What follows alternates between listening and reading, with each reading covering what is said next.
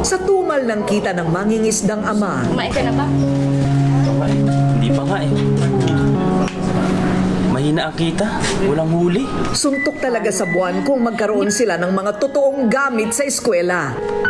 Pero kahit hirap sa buhay, walang galit na itinanim si JP sa kanyang mga magulang. Sa maniwala.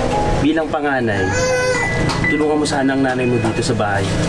Tulungan mo sa mga gawaing bahay, sa mga kapatid mo. Malawak ang pananaw ni JP sa buhay.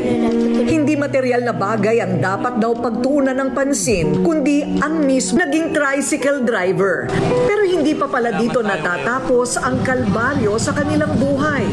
O ito anak, pasensya mo na lang muna.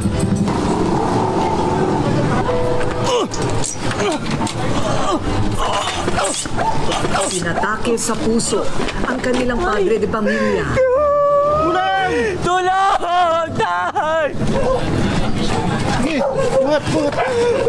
Nabaldado at nahintong maghanap buhay. Pero tila sinusubok pa rin ng langit ang katatagan ng pamilya ni JP. Dahil sumabay pang magkasakit ang dalawa niyang kapatid na maliliit. Nahati